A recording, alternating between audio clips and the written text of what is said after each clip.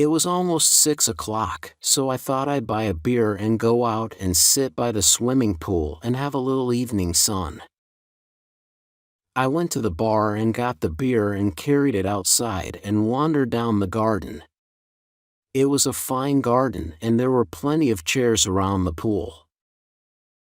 There were white tables and huge brightly colored umbrellas and sunburned men and women sitting around in bathing suits. In the pool itself there were 3 or 4 girls and about a dozen boys, all splashing about and making a lot of noise and throwing a large rubber ball at one another. I stood watching them. The girls were English girls from the hotel. I didn't know about the boys, but they sounded American, and I thought they were probably young sailors from the American ship which had arrived in harbor that morning.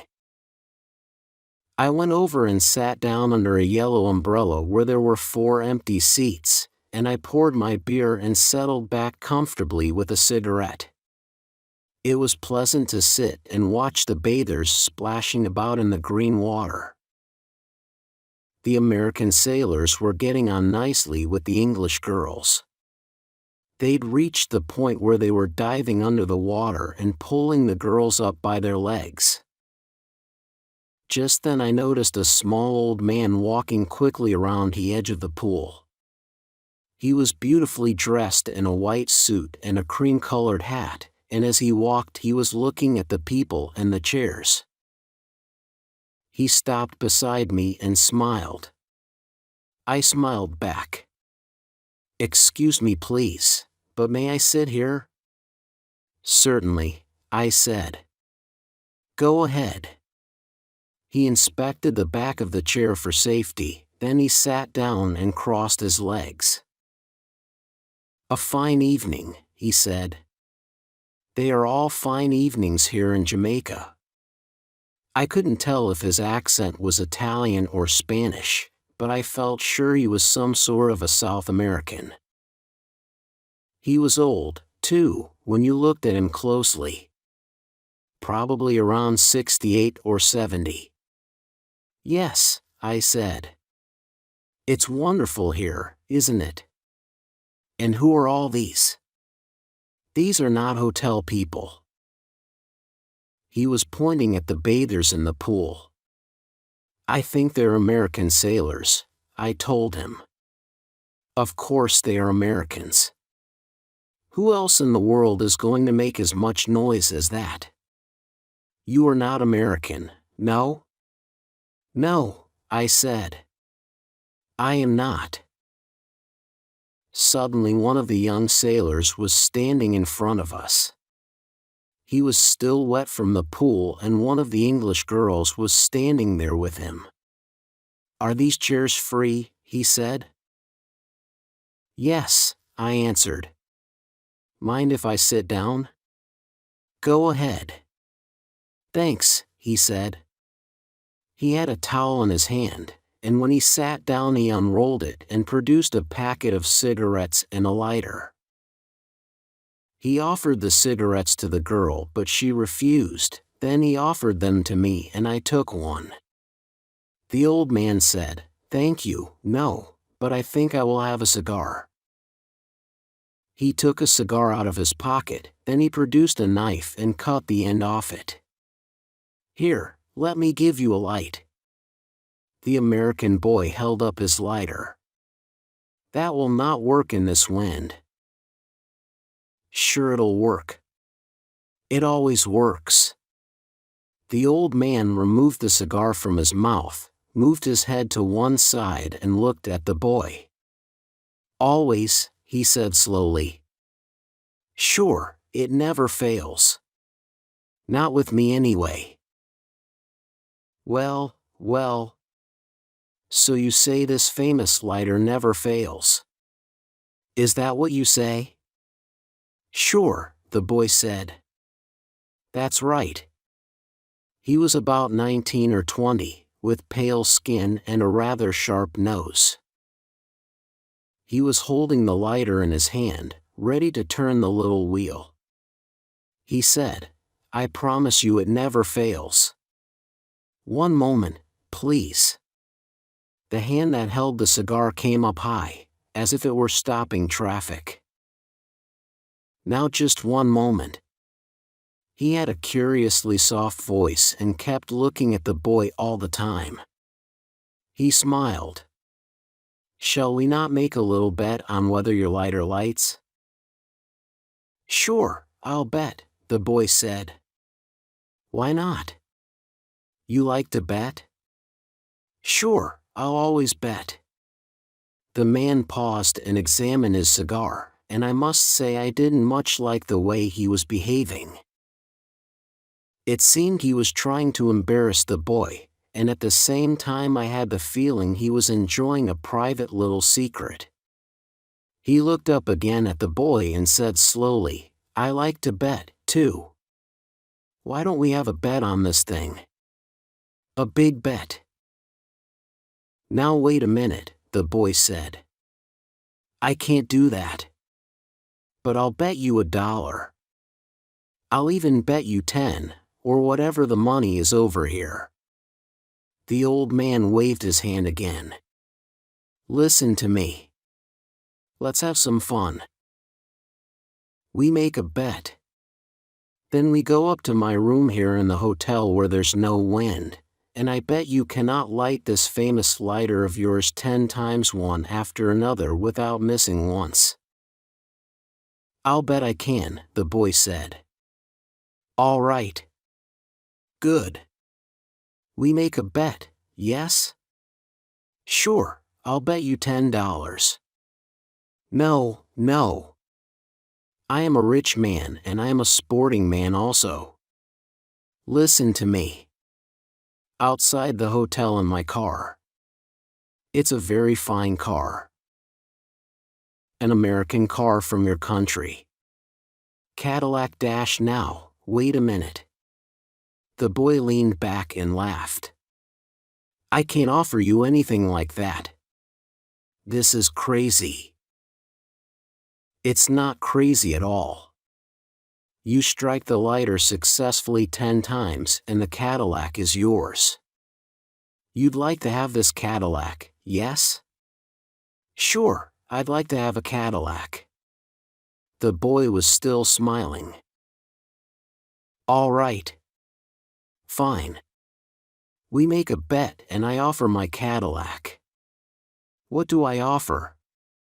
The old man said, "I never ask you, my friend, to bet something that you cannot afford. You understand? So what do I bet?"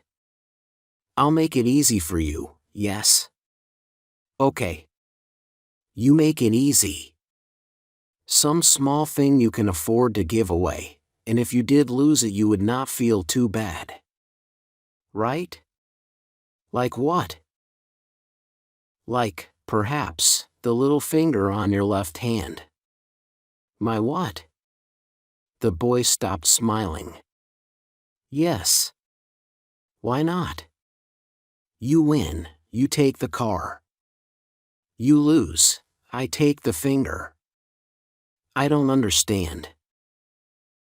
"How do you mean, you take the finger?" "I chop it off, that's crazy. I think I'll just bet $10. Well, the old man said. "I do not understand. You say it lights, but you will not bet. Then we forget it, yes?" The boy sat quite still, staring at the bathers in the pool. Then he remembered that he hadn't lit his cigarette. He put it between his lips, opened the lighter and turned the wheel. It lit and burned with a small, steady, yellow flame, and the way he held his hands meant that the wind didn't get to it at all. "Could I have a light, too?" I said. "God, I'm sorry. I forgot you didn't have one." He stood up and came over to light my cigarette. There was a silence then, and I could see that the old man had succeeded in disturbing the boy with his ridiculous suggestion. He was sitting there very still, obviously tense. Then he started moving about in his seat, and rubbing his chest and stroking the back of his neck. Finally he placed both hands on his knees and began tapping his fingers against them. Soon he was tapping with one of his feet too. "Now just let me check I understand," he said at last. "You say we go up to your room, and if I make this lighter light 10 times one time after another I win a Cadillac. If it misses just once then I lose the little finger of my left hand. Is that right?" "Certainly. That is the bet. But I think you are afraid. What do we do if I lose? Do I have to hold my finger out while you chop it off?" "Oh, no. That would not be good. And you might refuse to hold it out. What I would do is tie one of your hands to the table before we started, and I would stand there with a knife ready to chop the moment your lighter missed. How old is the Cadillac?" "How old? It is last year's. Quite a new car. But I see you are not a betting man. Americans never are." The boy paused for a moment and he glanced first at the English girl, then at me. "Yes," he said suddenly. "I'll bet you." "Good." The old man clapped his hands together. "Fine," he said. "We will do it now. And you, sir." He turned to me. "You would perhaps be good enough to, what do you call it, to referee." "Well," I said, "I think it's a crazy bet. I don't like it very much." "Neither do I," said the English girl. It was the first time she'd spoken. "I think it's a stupid, ridiculous bet." "Are you serious about cutting off this boy's finger if he loses?" I said. "Certainly I am. Also about giving him my Cadillac if he wins. Come now. We will go to my room." "Would you like to put on some clothes first?" he said to the boy. "No," the boy answered. "I'll come like this." Then he turned to me. "I'd consider it a favor if you'd come along as a referee." "All right," I said. "I'll come along, but I don't like the bet." "You come, too," he said to the girl. "You come and watch." The old man led the way back through the garden to the hotel. He was excited now, and that seemed to make him walk with more energy. "Would you like to see the car first?" "It's just here." He took us to a pale green Cadillac. "There it is. The green one. You like?" "That's a nice car," the boy said. "All right. Now we will go up and see if you can win her." We all went up the stairs and into a large pleasant double bedroom. There was a woman's dress lying across the bottom of one of the beds. "First," he said, "let's have a little drink." The drinks were on a small table in the far corner, all ready to be poured, and there was ice and plenty of glasses. He began to pour the drinks, and then he rang the bell, and a little later there was a knock at the door and a maid came in.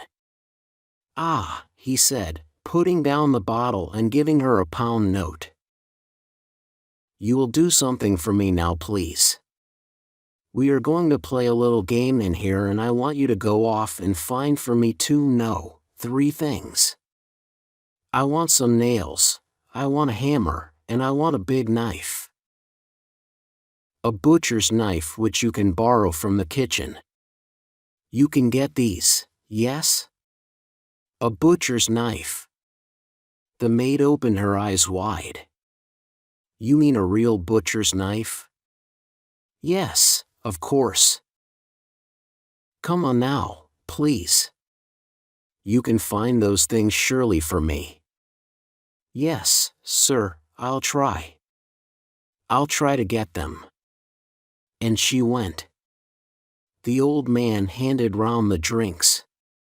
We stood there drinking, the boy, the English girl, who watched the boy over the top of her glass all the time, the little old man with the colorless eyes standing there in his elegant white suit, drinking and looking at the girl. I didn't know what to think about it all. The man seemed serious about the bet, and he seemed serious about the business of cutting off the finger. But what would we do if the boy lost? Then we'd have to rush him to hospital in the Cadillac that he hadn't won. It would all be a stupid, unnecessary thing in my opinion. Before we began, the old man said, "I will present to the referee the key of the car." He produced the key from his pocket and gave it to me. "The papers," he said, "and the insurance are in the pocket of the car." Then the maid came in again. In one hand she carried a butcher's knife, and in the other a hammer and a bag of nails. "Good. You got them all. Thank you, thank you. Now you can go." He waited until she had gone, then he put the things on one of the beds and said, "Now we will prepare ourselves, yes." The old man moved the little hotel writing desk away from the wall and removed the writing things. "And now," he said, "a chair." He picked up a chair and placed it beside the table. "And now the nails. I must put in the nails." He fetched the nails and began to hammer them into the top of the table. We stood there, the boy, the girl and I, watching the man at work. We watched him hammer 2 nails into the table, about 15 centimeters apart, allowing a small part of each one to stick up. Then he tested that they were firm with his fingers. Anyone would think that he had done this before, I told myself. He never hesitated. Table, nails, hammer, knife. He knows exactly what he needs and how to arrange it. "And now," he said, "all we want is some string." He found some string. "All right, at last we are ready. Will you please sit here at the table?" he said to the boy. The boy sat down. "Now place the left hand between these 2 nails. The nails are only so that I can tie your hand in place." "All right, good. Now I tie your hand securely to the table like that." He tied the string around the boy's wrist, then several times around the wide part of the hand, then he tied it tightly to the nails. When he finished, it was impossible for the boy to pull his hand away. But he could move his fingers. "Now please, make a fist, all except for the little finger. You must leave the little finger sticking out, lying on the table." "Excellent. Excellent. Now we are ready. With your right hand you light the lighter. But one moment, please." He hurried over to the bed and picked up the knife. He came back and stood beside the table with the knife in his hand. "We are all ready," he said. "Mr. Referee, you must say when to begin. Are you ready?" I asked the boy. "I'm ready." "And you?" to the old man. "Quite ready," he said, and he lifted the knife up in the air and held it there about 60 centimeters above the boy's finger, ready to cut. The boy watched it, but he didn't react and his mouth didn't move at all. He only raised his eyebrows and frowned. "All right," I said. "Go ahead." The boy said, "Will you please count aloud the number of times I light it?" "Yes," I said, I'll do that. With his thumb he raised the top of his lighter, and again with his thumb he turned the wheel sharply. There appeared a small yellow flame. 1. I called. He didn't blow the flame out. He closed the top of the lighter on it and waited for perhaps 5 seconds before opening it again. He turned the wheel very strongly, and once more there was a small flame. 2. No one else said anything. The boy kept his eyes on the lighter. The man held the knife up in the air and he, too, was watching the lighter. 3. 4. 5. 6. 7. Obviously it was one of those lighters that worked. I watched the thumb closing the top down onto the flame. Then a pause. Then the thumb raising the top once more. The thumb did everything. I took a breath, ready to say 8. The thumb turned the wheel. The little flame appeared. 8. I said, and as I said it the door opened. We all turned and we saw a woman standing in the doorway, a small black-haired woman, rather old, who stood there for about 2 seconds then rushed forward, shouting, "Carlos! Carlos!" She grabbed his wrist, took the knife from him, threw it on the bed, took hold of the man by his jacket and began shaking him with great strength, taking to him fast and loud and fiercely all the time in some Spanish-sounding language. She pulled the old man across the room and pushed him backwards onto one of the beds. "I am sorry," the woman said. "I am so terribly sorry that this should happen." She spoke almost perfect English. "It is too bad," she went on. "I suppose it is really my fault. For 10 minutes I left him alone to go and have my hair washed and I come back and he is doing it again." The boy was untying his hand from the table. The English girl and I stood there and said nothing.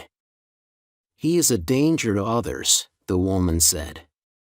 "Where we live at home, he has taken altogether 47 fingers from different people. And he has lost 11 cars. In the end they threatened to put him away somewhere. That's why I brought him up here." "We were only having a little bet," whispered the old man. "I suppose he bet you a car," the woman said. "Yes," the boy answered. "A Cadillac. He has no car. It's mine." "And that makes it worse," she said. "He has bet you when he has nothing to bet with. I am ashamed and very sorry about it all." She seemed a very nice woman. "Well," I said, "then here's the key to your car." I put it on the table. "We were only having a little bet," whispered the old man again. "He hasn't anything left to bet with," the woman said. "He hasn't a thing in the world. Not a thing. In fact, I myself won it all from him a long time ago. It was hard work, but I won it all in the end." She looked up at the boy and she smiled, a slow, sad smile, and she came over and put out a hand to take the key from the table. I can see it now, that hand of hers. It had only one finger on it, and a thumb.